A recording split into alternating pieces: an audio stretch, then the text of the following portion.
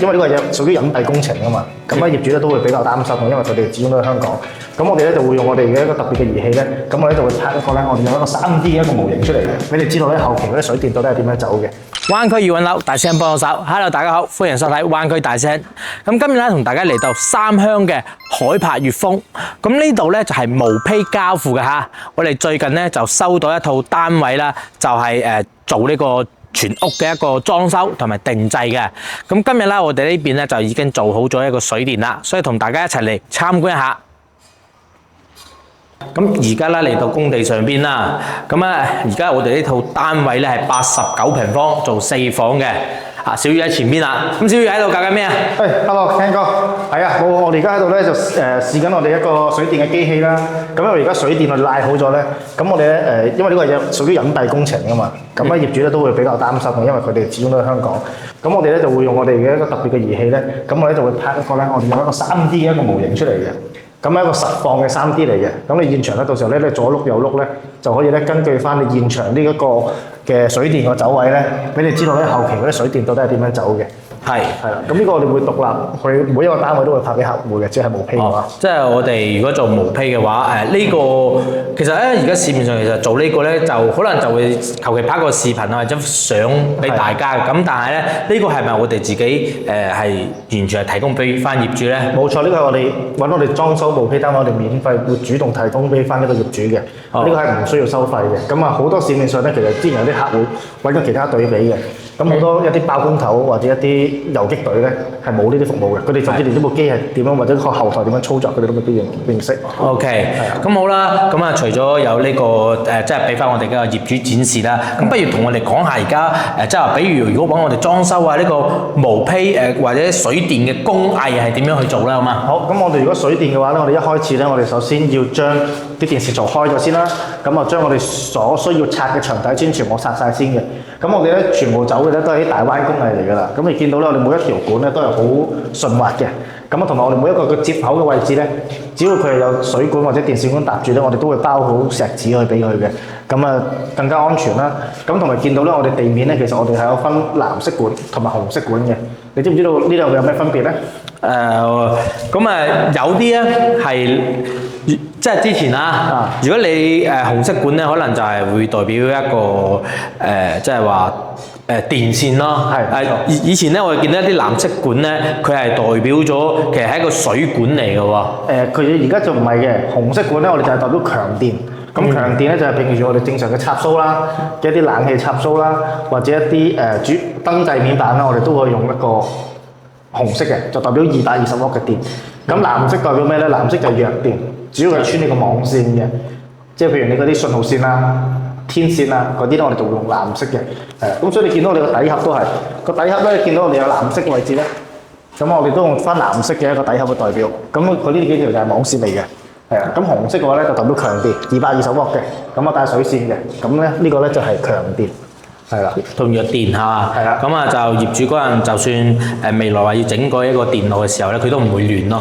係啊，一來唔會亂啦，二來咧其實咧我哋咁樣攞材料咧係貴啲嘅，因為咧譬如正常一啲普通佢願意喺材料上面咧扣減你個錢嘅時候咧，佢就唔會將兩個顏色都攞嘅，佢淨係攞個顏色，可能全部攞白色或者全部攞紅色，咁佢就唔使話藍色攞幾多條，紅色攞幾多條，因為你會有正常有損耗噶嘛。咁樣嘅話，咁我哋都唔計呢啲成本，因為隱蔽工程我哋都想做好啲，咁就分開咗藍色同紅色咯。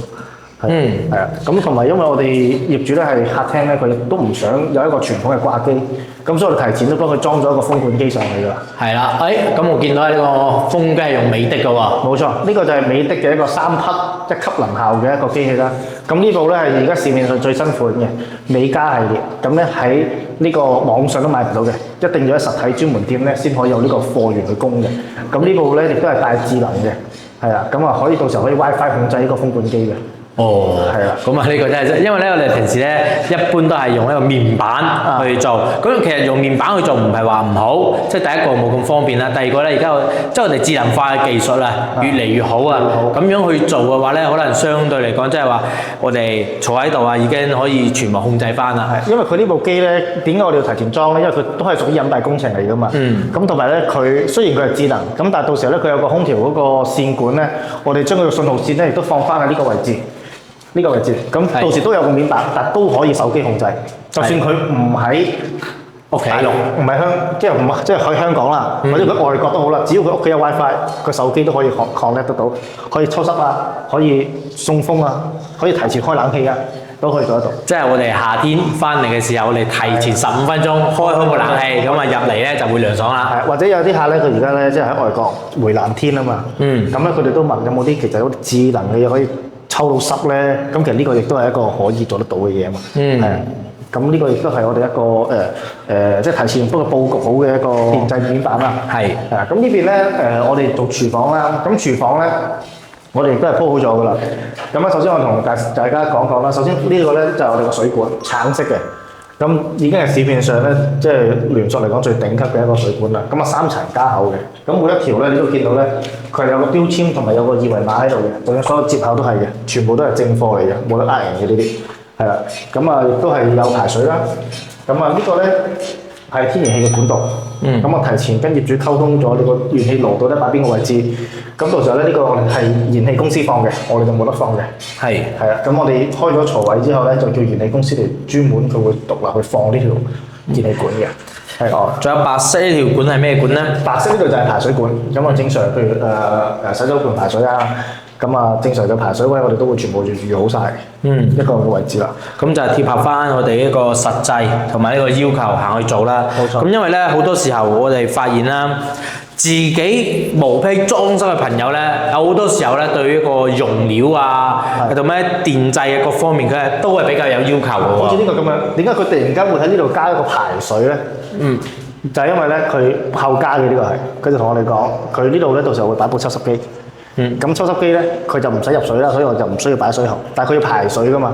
咁所以咧，我哋就幫佢加多個排水喺度咧，到時候佢抽濕機開咗之後咧，佢嗰個水咧就自己可以走得到啦，就唔使下下自己倒水啦。咁啊，呢個亦都係一個為業主定製嘅一個地方啦。係。咁呢個亦都係我哋一個房間區域啦。咁啊，洗手間嘅水管都已經係鋪好晒㗎啦，排水都係做好咗。咁啊之後咧，我哋就會開始做泥水防水嘅一個工作啦。